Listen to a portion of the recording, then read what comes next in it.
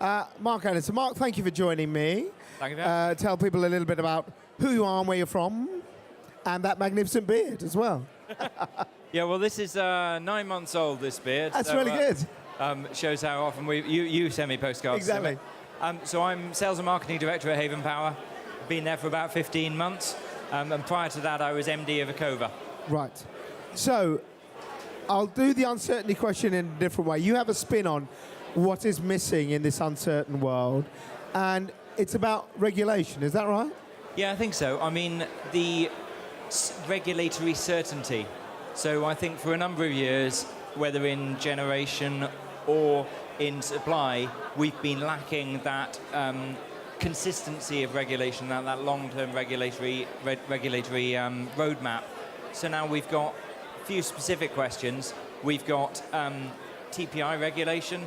Yes. Is it going to happen? It seems to be resurfacing now after. People have been talking about this for ages. Absolutely. It's it seems to be a bit of momentum, but seems to be a bit of momentum behind it at the moment, which for the last few years has just been absent.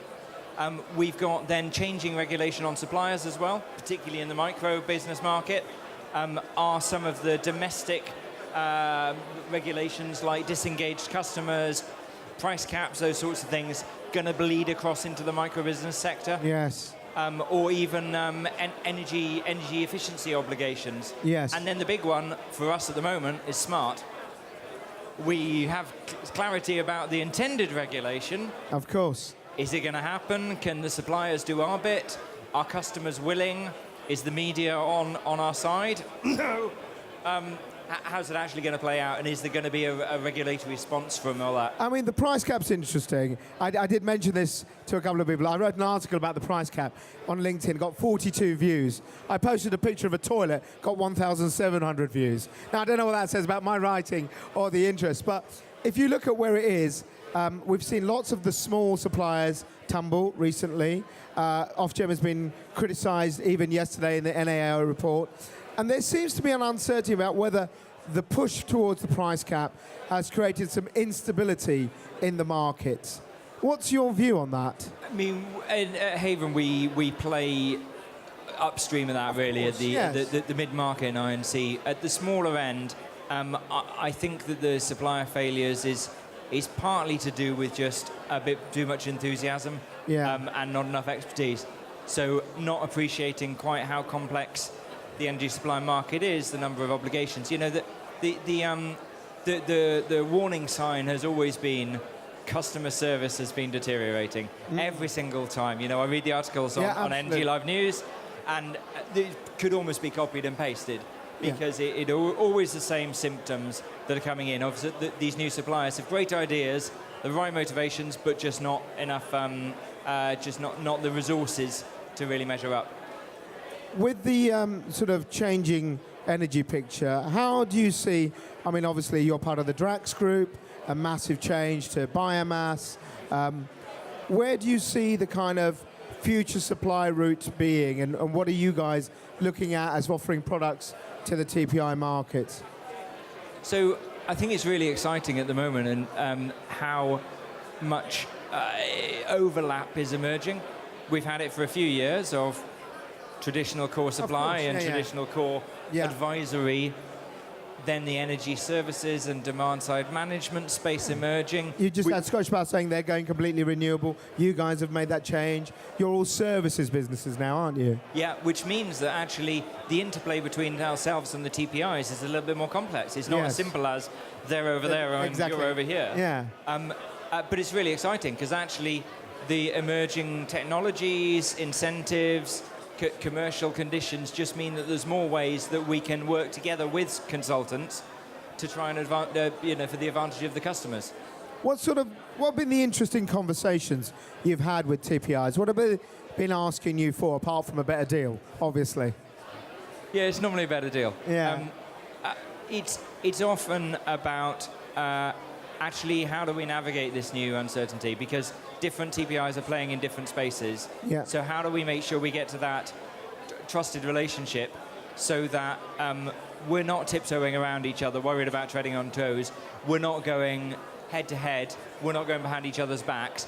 But actually, you know, our workshop with EdgeBast and with Amber Energy on energy services was a fantastic example of this, where actually before we walked in, we didn't really know what the rule book was. Yeah. What areas were they going to be considering? Was Amber considering their territory?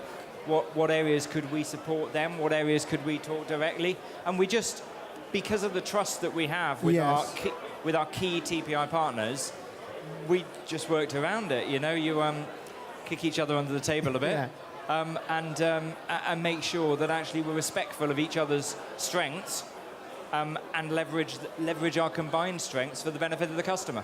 One thing that struck me, I had a conversation with someone earlier who said that, in a way, because of what customers are asking them, there's an advisory element to what they are becoming.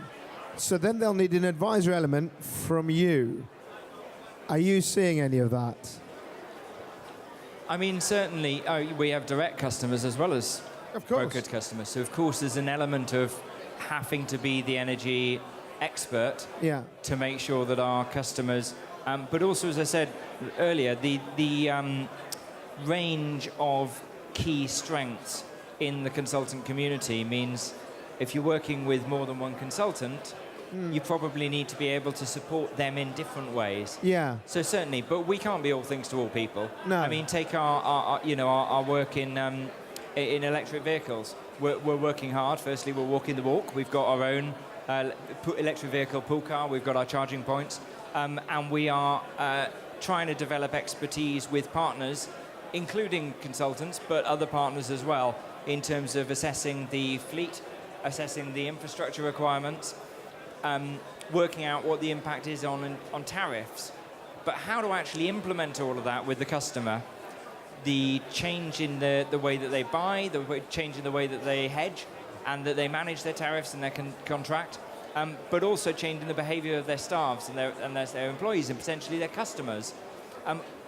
There's a load of different niches here, and we can't do it all. No. So we need to work in partnerships with TPIs, absolutely central to that, but with other specialist providers as well, to make sure that we can offer the best package to our joint customers. We started talking about regulation.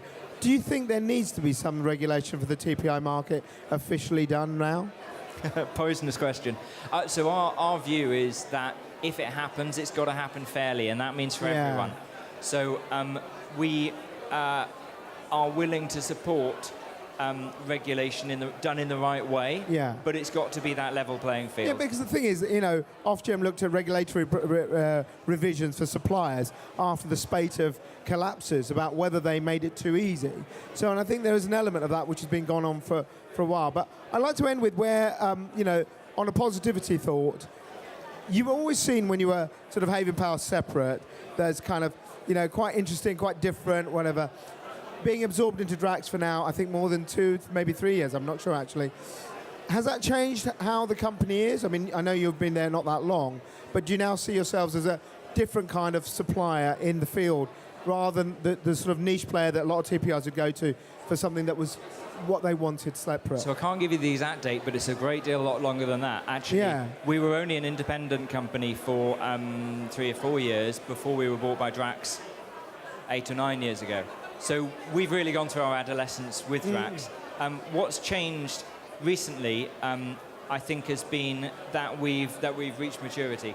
So we've got the scale now and the desire to make sure we're adding value to the group. We're wholeheartedly adopt Drax's new purpose of a zero carbon, lower cost energy future. And it's great to have the support of a great backer with their heart in the right place. Drax and Haven are both purpose-led organisations. Makes it an exciting place to be. And finally, for the TPIs, what if they came to you and said, Mark, what is it that you could do for us? What would you say? A steady, reliable partnership. We're reliable in terms of our sales operations and how we work with TPIs. We're reliable in terms of customer onboarding and treating the customers right. We're reliable in terms of our consistent approach to the TPI market, that we see them as playing a very important role. Do you want to have longer term relations with them?